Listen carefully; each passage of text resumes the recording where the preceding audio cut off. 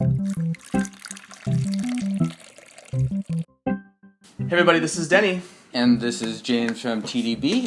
So today it's episode 125, and so we are drinking some more raw Pu'erh from White2Tea's line, the Bosch. So this is one of the nicer cakes. It sells for about $120 for a 200-gram cake. It's been one of my favorites, just because, and it tends more towards the very softness of it. And in the description, Two Dog, who runs White2Te, or Paul, or whatever you want to call him, he basically sort of asserts that this is not a great tea for someone that's just getting into raw pu'erh, because a lot of, and it's not because it's super rough or super strong or anything like that. It more has to do with the appeal of the tea is not super obvious. Okay. So I'm curious to see how you would like this. And you've been actually drinking some of White2Tea's line too, is that right? I have been, and enjoying it.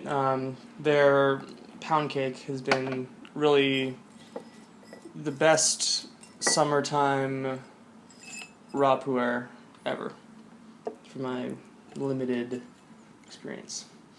So I've been really enjoying that tea. Smell that thing.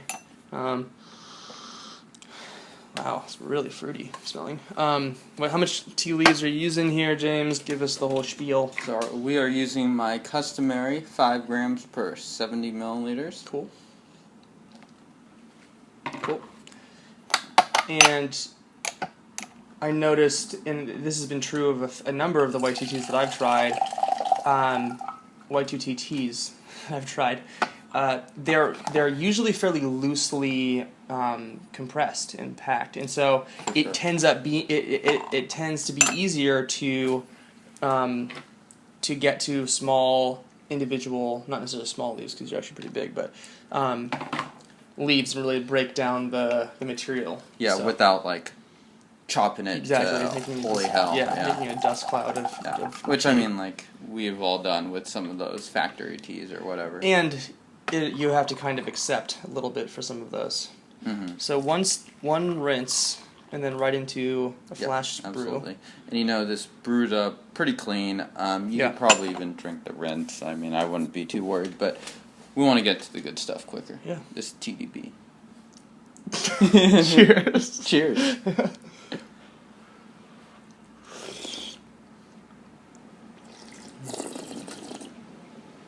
It's nice. It's light. Still, it's got that characteristic little smoke peaty front to it. Nice light finish. Still needs a couple of steepings before we get into the meat it's of still definitely opening up. Zero bitterness, astringency. Mm-hmm. And so this is actually a blend of materials. Yeah. I think some of it tends to veer towards more of a iwu character, which tends to be a little bit softer. Mm-hmm. The pound cake also has sort of material that's around the iwu area too, but it also has some material that's in Manghai County, which tends to be a little bit more aggressive. This is a warming tea for me, and it actually really has a lot of character already. I'm surprised, and this is really tasty. I'm getting a good amount of smoke, interestingly enough. Interesting, yeah. So, let me smell this. Yeah, absolutely. And yeah, you had mentioned the blend. It's very apparent from the leaves. It has the fruitiest, sweetest nose on it ever. Yeah, it is very fragrant right now. Yeah. This tea is not like a huge tea that's like, oh my god, I'm getting hit over the head with this tea or anything. But I think it has a lot of nice effects. One of my favorite things about it is sort of like this nice, slick throat feel when you're swallowing the tea. Yeah, it got good viscosity. Yeah. And velvety. It's very soft in the mouth. Compared to other young raw, which might have a little bit more of that mouth puckering sourness, a little bit more of an abrasive texture. Mm-hmm. And I originally thought that was just depended on how old the tea was for Pu'erh, but having been exposed to a variety, diversity of these different young raw Pu'erh teas and older ones. It's not the case. They can be young and still be nice and soft. Yeah. I'd love to hear your feedback about this, James. My guess is that those types of teas that are sort of soft character early on aren't going to evolve as much. You know, when they get aged. I don't have the best answer because I obviously haven't been into Pu'erh for more than a couple years maximum. But you know, aging out that bitterness and astringency is definitely one thing that's important. Some people just prefer a taste that's like darker, that veers more towards like those heavy, dense wood flavors or pine flavors that you could develop. And it could also depend on the storage too, of course. Something like this, you wouldn't necessarily be trying to. Actually, this tea does end up getting a little bit more of that aggro bitterness, astringency in it right around now, actually. But you wouldn't, like, the appeal to aging this wouldn't necessarily be to get rid of that versus something that was like super rough and in your face, and you would want it to really smooth out. Right. So, you know, I've asked those questions to myself many a time, and I don't have like a 100% great answer. Let us know in the comments below what you think. Mm-hmm. Look at that.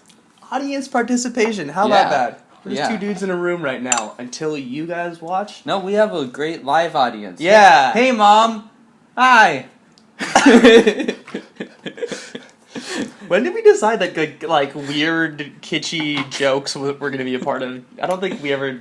Yeah, that wasn't a decision. It was more of a. I think as soon as we both mutation. agreed to this project, it was going. This is an inevitability. It's pretty accurate. Yeah. So this is the third. Yeah, and we did one rinse, of course. So. Third steeping.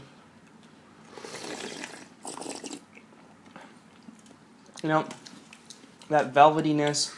I'm getting a little bit more of the, like you mentioned, a little bit of the mouth bitterness, just a hair, but that velvetyness of the texture is really wonderful. Especially on the finish, I noticed the astringency. It's kind of like a really soft pleasantness, and then it sort of becomes astringency right now. Yeah. At least where the tea's at. Yeah, I get that too. Yeah.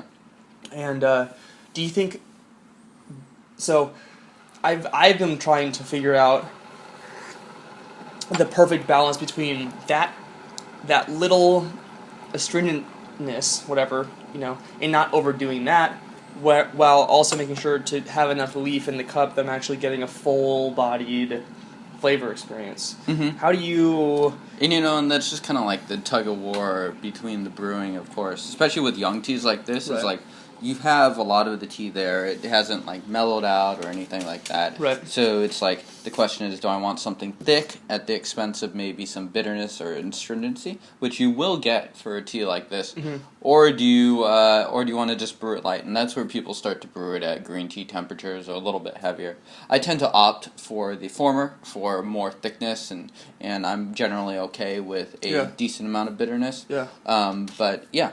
For sure. And, you know, for folks out there, I have ended up erring on the side of less leaf, trying to tease out those lighter, sweet notes as I'm learning how to drink raw. And I can appreciate a little bit of a heavier hand, a little bit more leaf now because I'm accustomed to that flavor profile. But before, when I was drinking raw, I was just brewing it kind of, you know, 0 to 60, like James can do sometimes, depending on the tea, or like Scott specifically.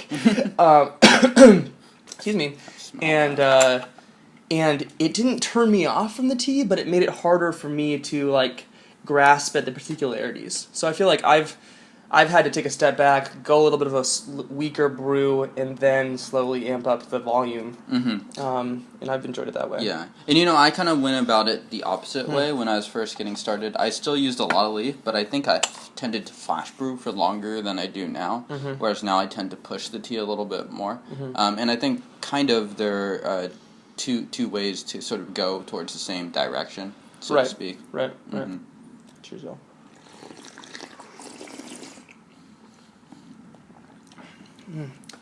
It's really pleasant. This is a really like relaxing, mellow tea for me.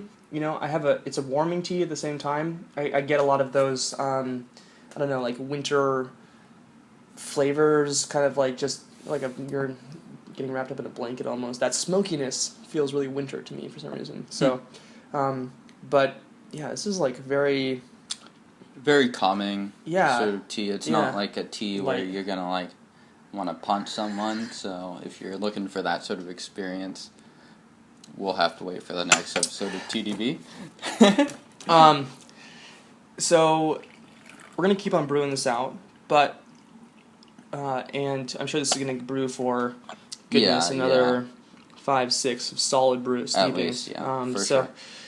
But James, if folks wanted to learn a bit more about tea, what should they do? Yeah, they should come check us out at tdb.org. Subscribe to us on YouTube below. And check out White2Tea's.com. If this tea sort of fits in sort of like the range you're looking at, I would definitely recommend it. As far as like a tea kind of at that 60 cents a gram range, I think its quality is very good. Absolutely, and White2Tea's has a number of great young teas that I've been able to learn raw Pu'erh through. So I'd encourage folks to check out their whole selection. Absolutely, yeah. And thank you guys for watching. Cheers.